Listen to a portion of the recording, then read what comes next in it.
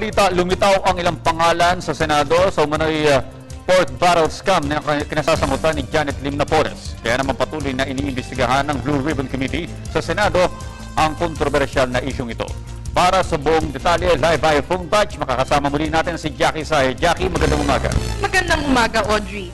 Unang inihayag ni Janet Lim Napoles ang mga pangalan ng mga mambabatas na umano'y sangkot sa kontrobersyal na pork barrel scam. At ito ang mga senador mula sa oposisyon. Iniimbestigahan ng Blue Ribbon Committee ng Senado ang mga pangalang ibinunyag ni Napoles na sina Senators Juan Ponce Enrile, Jinggoy Estrada, Gringo Honasan at Commission on Audit o COA Chairperson Maria Garcia Pulido-Tan.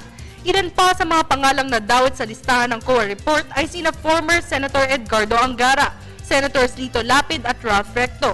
Ayon sa report ni COA Chairperson Pulido-Tan, umaabot sa 6 na bilyong piso ang natanggap ng 82 non-government aid organizations o NGOs sa taong 2007 hanggang 2009, kung saan 8 sa nasabing mga NGOs ay may kaugnayan kay Napoles.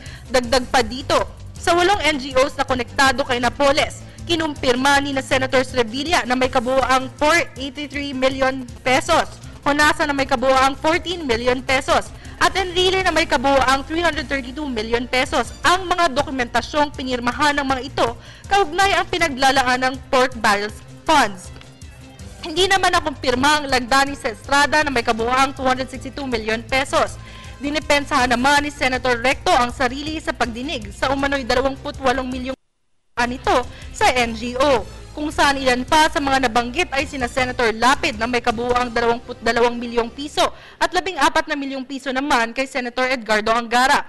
Hindi naman napapabilang sa NGO si Napoles sa mga pinagamitan ng PDAP funds sina Senators Recto, Lapid at former Senator Angara. Ipinaliwanag naman ni Pulido-Tan ang proseso ng paglalaan ng pork barrel na ayon sa kanya, kinakailangan ng endorsement mula sa isang legislator patungo sa Department of Budget and Management o DBM, na siyang mapupunta naman sa ahensya na mag-iimplementa nito bago makarating sa NGO na nais pagbigyan ng pondo. Ayon pa kay COA Chairperson, kinakailangan ng isang batas o ordinansa sa tamang paglipat ng pera sa nasabing NGO. Pumarap ang COA sa unang araw ng investigasyon at inaasahang makakasama na ang DBM sa susunod na pagbabatiko sa pork barrel scam.